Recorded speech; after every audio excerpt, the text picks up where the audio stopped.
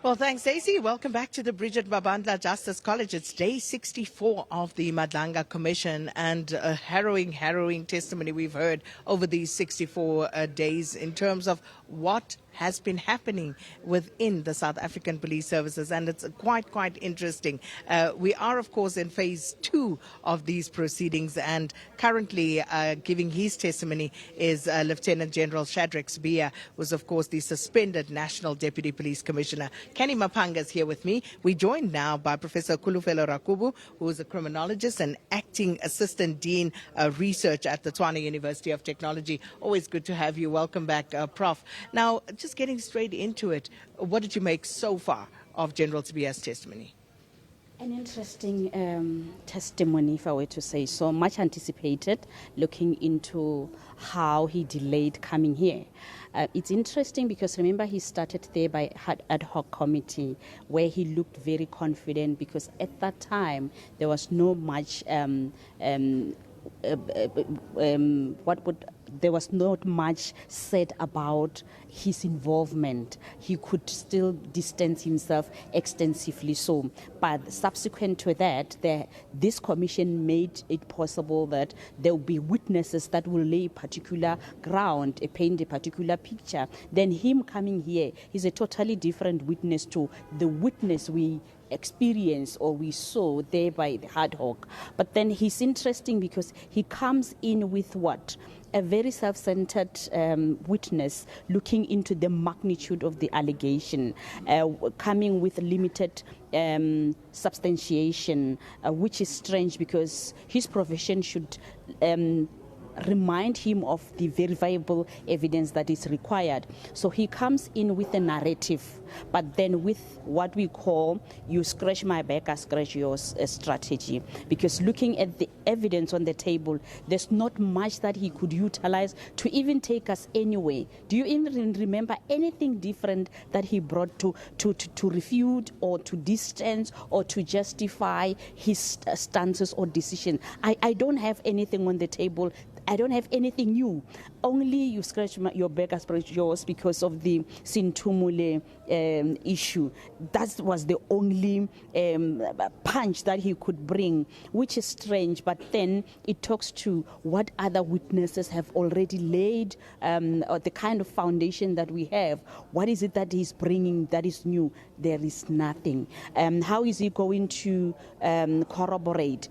We expected verifiable evidence, WhatsApp, emails, and then you bring a conversation that could have been strategic at that time. Remember, Sintumule was also playing a game because at that time, for you to even take a decision to record, obviously that's when you take note of internal sabotage mechanisms in place. You realize that I might need this audio at some point. So who can I then implicate? Who can I then get something from to then sabotage later? Then Sintumule was a collateral damage. But what made Sintumule collateral damage? Maybe his stances, her association, because it looked like her coming here.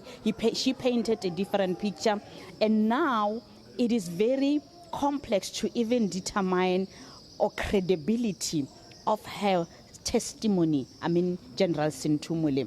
Was she then playing Sibiya at that time on that audio? Because audio does not present posture.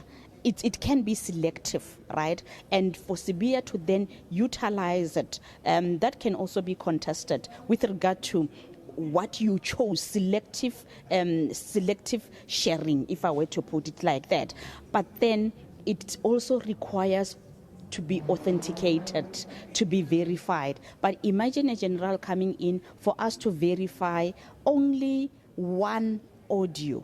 When there are multiple emails, there are multiple directives that suggest your association and that suggest proximity with certain controversial figures, there's not much that you bring to say, this is proof that I don't associate, I don't work with. Then you come in to say, she got a BBL. Then you just want to redirect because all you care about is to then work on your the credibility. South Africans should look at you as credible and deserving to go back to office just because you're telling us about BBM. Provide proof that you were against the disbandment, verifiable evidence, provide proof that you did not associate with Brown Mokhotsi or Ket Matlala. Give us something to work on, because they gave us a lot to zoom in to then make sense of your association. Then you come in to say somebody was sick for 3 months because of BBM. You are not taking us serious. But I guess that's when you are a defeated witness. You do not have much to then fight. A defeated witness, but perhaps Kenny also a witness who's decided he's not going down alone. Indeed. Speaking on that allegation of the BBL that he makes about General Sintumela, I don't know if this is a sincere claim or if this is something that was designed to humiliate or shame her on through this very public platform. Because if we look at the evidence of phase 1, Vusimuzi Matlala in his WhatsApp exchanges is hardly discreet about which high-ranking SABC official he has access to, and the context at all times in his WhatsApp exchanges is that he has this multi-million rand contract that he has to safeguard. He has to ensure that this contract is taking place. When there's a threat to that contract, he works quite extensively to set up meetings to safeguard it. Her name doesn't come up in those exchanges to safeguard the contract. In addition to that, her name also doesn't come up in the exchanges, even if it's through a third party, to showcase this alleged medical procedure that took place. So is it just something that is just being thrown out there as some form of retaliation to the evidence that she brought that may have not favored him, or is there actual merit to these claims? This also speaks to the overriding theme that IPID officials tried to tell the commissions about. Particularly Thulani Makakula spoke about this, that when police officials have this information that is quite concerning or is a threat to national security or compromises senior SABC officials or management, they don't act on it. They put it in their back pocket and wait until quote-unquote mad day and then throw it out into the public. How does that information assist if you're not able to show where the alleged benefits took place and you're not able to provide information to substantiate that particular claim? Because then it raises questions as to why it didn't come up during phase 1 of the testimony, at least through Brown Mokhotsi's evidence or through the WhatsApp exchanges themselves or through Witness C's recording of Vusimuzi Matlala. If Kat enjoyed a close relationship with General Sintumela allegedly, why didn't it come up in that various evidence? Because he's hardly discreet about the names that he knew. I mean, the recording, even though Sibiya disputes it, the recording is where he dropped the most names of who he knew and how he was allegedly assisting them financially in order to safeguard his contract, because at the time he was angry that he made all these efforts. Now he's getting arrested and now his contract is cancelled. But her name doesn't come up until now, and it raises questions as to why that is taking place now before the commission. And this is in response to the fact that throughout that testimony, he's actually not really answering the allegations. He's addressing additional issues which seek to effectively throw his counterparts under the bus. Professor Rakubu, if we look at high-ranking SABC officials recording each other, the lack of trust that prevails amongst them, and if you listen to the prolonged testimony and detailed testimony at that of the shenanigans at play in the South African Police Service at the highest level, how damaging is that to SABC in the public eye? Extremely damaging, and it has a rippling effect on community trust, on stakeholder engagement, on the level of crime as well, and on South Africa's international standing when it comes to issues of safety. We now understand why for quite the longest we've been losing the battle against crime. Year in, year out, we get to receive crime stats. Then now you even zoom in to try understanding who then compiled and what was the political stance of that compilation. And again, we've always been projected as having beautiful strategies in place, but you look at the level of crime and the criminality in general, it thrives in South Africa. Some of the issues are all this political infiltration, corruption, and the compromise of the justice cluster as a whole. So this has had rippling effect, and it talks to some of the responses or decisions or lack of political will around crime response in South Africa. That is because the men and women entrusted to take decisions are taking then selective decisions. They decide on what to do and what not to do. Now, because South Africans understand what is happening, a paradigm shift that we've been talking about for quite some time is required. But the question is, where do we even start with this paradigm shift? Where do you start Yeah. with the allegations of very serious political interference? How do you then ensure operational independence for SAPS against that political interference? Remember, there has been mention of the reverting back to revisit our oversight mechanisms, because that's where we can start, because of oversight mechanism will then assist with issues around whistleblower protection or even mechanisms to come report, because for now, I don't think we even understand the impact of all that we're discussing, because But there the might be oversights one. have been weak. They have been weak. They have been weakened and weakened intentionally. They were not supported effectively because of all these people that are in higher offices. There are many CBS, for example.